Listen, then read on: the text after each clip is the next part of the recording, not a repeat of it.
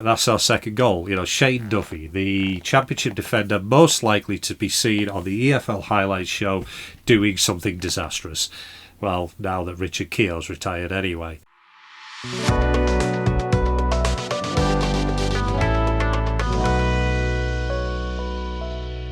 Hi, my name is Mike. Welcome to my vlog about football in general and Burnley FC in particular. A vlog that for the past few weeks has been dealing with a bit of a shoulder muscle injury and was well on the road to recovery, and then was sat at the turf on Friday, saw that beautiful pass and great goal from Hannibal, flung his arms up in the air in celebration, and yeah.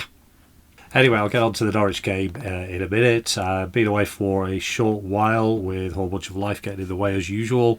But the Clarets have been moving onwards and upwards towards what looks like the goal at the start of the season of returning to the Premier League at the first ask. Now, I haven't been to some of the games, but I have watched the highlights and replays, and they've been pretty good performances. The Bristol City one was particularly good.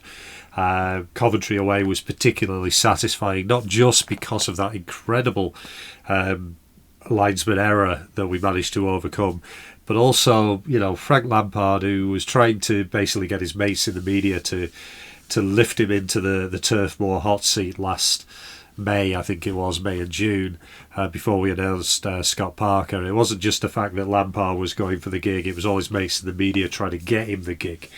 And I think that the chairman made the right decision in not appointing Frank Lampard as Burnley manager and choosing Scott Parker. So that was quite satisfying. And then we had yet another 0-0 draw. I think record-breaking 12th 0-0 draw of the season away at Derby. Now, there are good 0-0 draws. There are bad 0-0 draws. In my opinion, and I've gone off on about the bad 0-0 draws, in my opinion, that was a good one. Derby were playing well. It was a cabbage patch of a ground. They've been playing well. They're on a good run of form.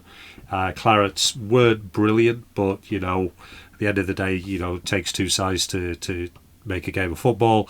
Derby were pretty good, and the Clarets kind of handled them, got away with it a little bit at the end, but one of those games. So Friday night at the turf, a lovely Friday evening it was. I put something up on Blue Sky saying that there is a certain kind of sunlight when you go to games at the start of the season, the end of the season.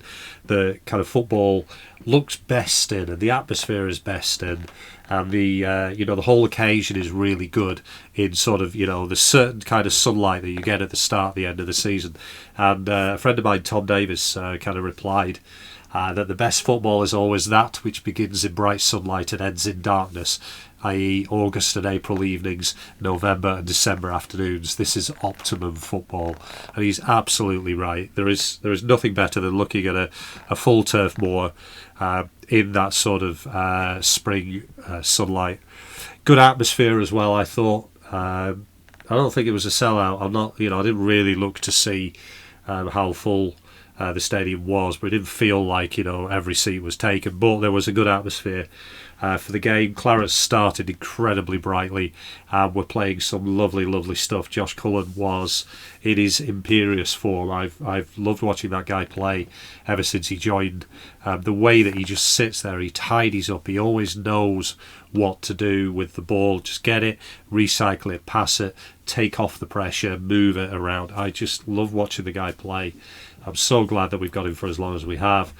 And it was his wonderful pass, which is not something you usually associate with him.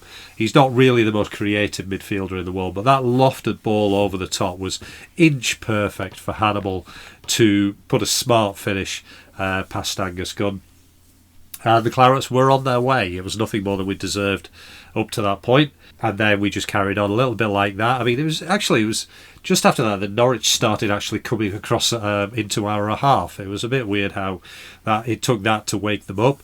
But then, I've said it before, we've scored worldies. We've relied on scoring worldies, and that was one of them. And then we've relied on teams making mistakes.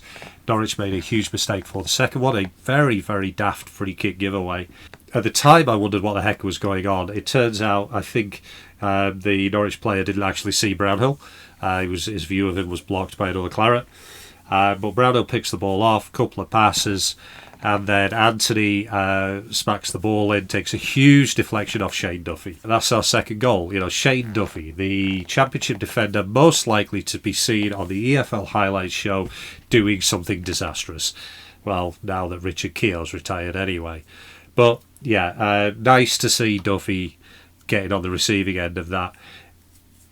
He's had one of those careers. It's one of those really weird careers. I mean, the bit that always shocks me, and I genuinely am surprised at this, is a couple of years ago there was an Old Firm derby that was Shane Duffy for Celtic and Scott Arfield for Rangers.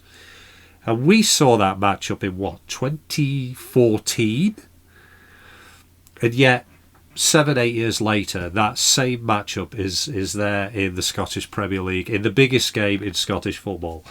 And for everybody who turns around and says, oh, Celtic and Rangers, the SPL, is as good as the English Premier League, there is your evidence. Shane Duffy versus Scott Arfield in the biggest game in Scottish football, 3 years ago? No.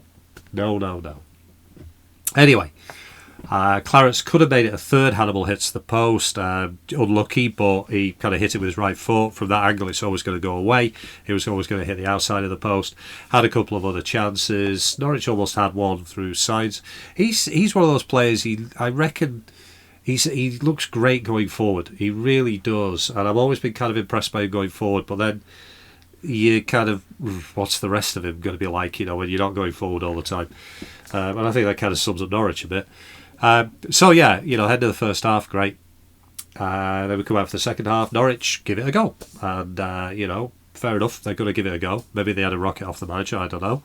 But I'm thinking, you know, it's okay. We'll weather this for a short while, and then we'll get back to where we're going. So 5 minutes passed. It's like okay, you know, we've weathered the storm a little bit here, and then 10 minutes passed, then 15, and I'm sitting there going, whenever you're ready, lads. You know, if we could just get back to what we were doing. But we really didn't. And yeah, this is the downside of the way we play, the way we set things up. It just kind of felt that, okay, we felt it was job done and took our foot off the gas, let Norwich back into it. A team that has scored a lot of goals. They've conceded a lot. We see why they've scored a lot. And yeah, it wasn't the greatest second half.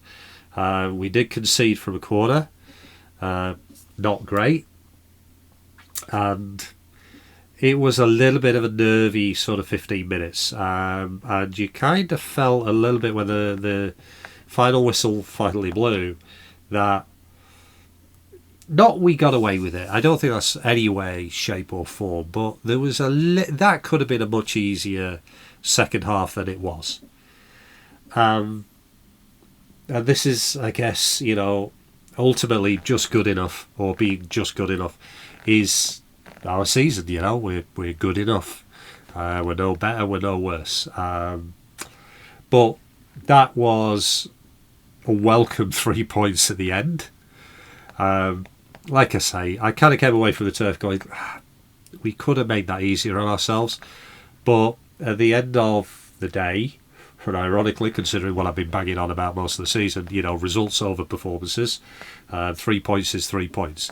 And that put us back on top of the league temporarily. And then the next afternoon, Leeds obviously join us at the top, and Sheffield United are currently blowing it. If I remember rightly, we're now potentially 6 points from promotion. That's 3 against Watford and 3 against Sheffield United next week. And you're not going to put it past the Clarendon doing it, or Sheffield United doing it. I think I've already said, you know, I've never not been that impressed with Sheffield United this year. I know they have, you know, been near the top and ahead of us all season, but when we played them, we kind of handled them pretty well. I saw them playing Sunderland early in the season, and I know they won, but I think it was 1-0, and, you know, there wasn't much in it. Then they played Leeds, and Leeds, you know, handled them pretty well. It just, I don't know. And then Chris Wilder, you know, going off on one on the touchline, going off on one of the tunnel and opposite players, and the officiating, and his own players on the pitch.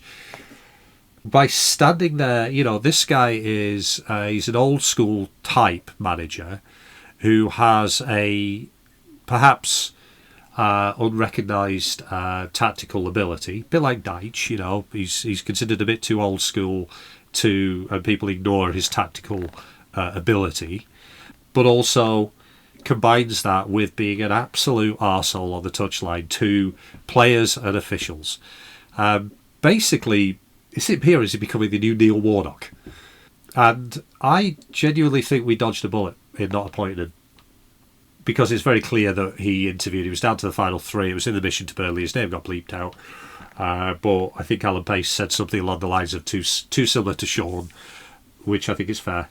I mean, I remember, I am on record at the time, I think I said it in an On Air Never podcast that I would like Chris Wilder as an appointment. I thought it would be a good appointment. Time, 3 years on. Is it 3 years? Yeah, 3 years. I think Alan Pace was right. And I'm kind of glad, given Wilder's trajectory since it all went wrong for him in his first spell at Sheffield United, that, I think Pace made the right call there. So we're currently in second place on goal difference. Our goal difference is vastly superior to that of Sheffield United. We are 5 points ahead, so it's effectively 6. I think the number for promotion is 7 that we need to get. It would be nice to do that next week, and I'm saying this. I really do want the title because I think that it's important. I mean, we've gone up as champions the last 2. And I think it would be good to make it 3 in a row. I mean, obviously promotion is the goal, but the title would be the cherry on top. And doing it 3 in a row would be a remarkable achievement, because we'd have done it 3 in a row under 3 different managers and 3 different styles of play, 3 different sets of players. To do that is a remarkable achievement on behalf of the managers, the players, and the club itself. Plus, it would also piss Leeds off.